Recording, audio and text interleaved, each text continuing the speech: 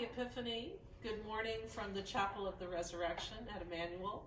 And I'm here on Thursday morning, on a sunlit morning. And it's so good to see the sun, and it's so good to be in this space, filled with light. Sunlit moments are what we're really asking for these days in the middle of what seems like never-ending darkness. Dante's Divine Comedy, which we'll be revisiting this Lent with Bob Riggs a bit, starts off with Dante finding himself in a dark wood. And the true way ahead seems lost. I think we all feel like that, and that this trial and this path that we're on seems to go on longer and longer than we'd ever want it to. But that's been the spiritual path for centuries, since probably the beginning of humankind. It's the path that Jesus walked.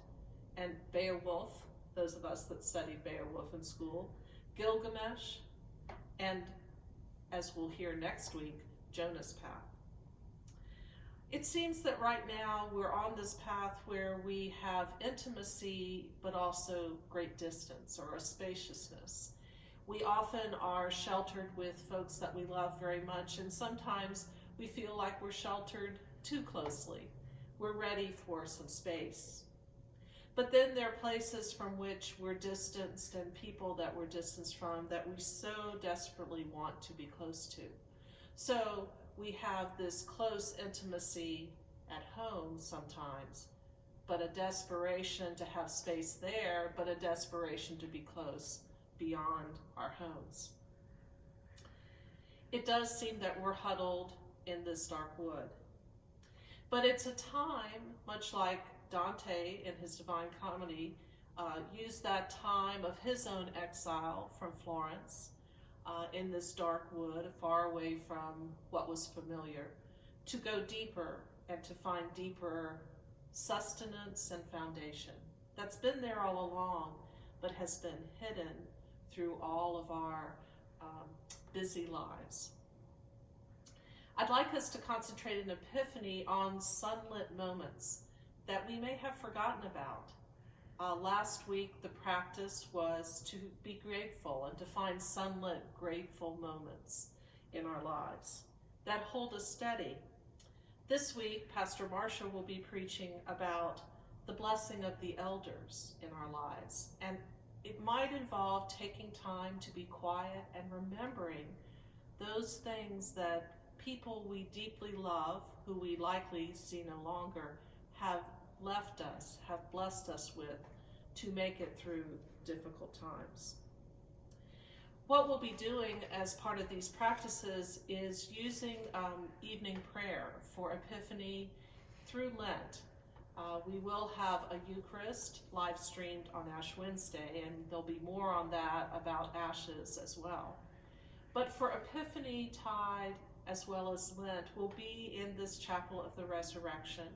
We'll live stream on Sundays at 4 p.m. and we'll be using a service called Holden Evening Prayer. And it was composed and put together by Maudie Hagen, who is a great composer, contemporary composer, but it uses the really ancient tradition of evening prayer and the building of the light. So we will be putting that together for you for all of Epiphany and into Lent.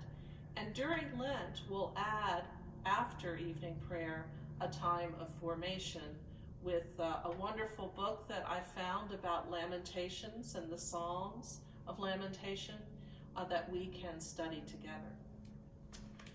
So for now, I hope to see you Sunday or whenever you can look at our live stream of evening prayer. We'll be here at 4 p.m. for you, and then it will be posted for you to look at as convenient.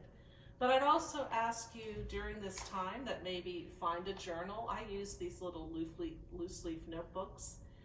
Find a journal and a piece of paper and a pen and perhaps a candle, and find a time of light for yourselves and a time of quiet where you can wonder and remember those hidden pieces of strength that live in all of us and live in you.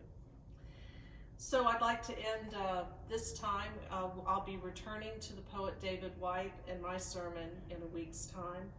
And this is called A Seeming Stillness. We are all a sunlit moment, come from a long darkness. What moves us always comes from what is hidden. What seems to be said so suddenly has lived in the body for a long, long time. So I hope you can find time to find those sources of hidden strength, those sunlit foundations to see us further through this path. I'll see you soon.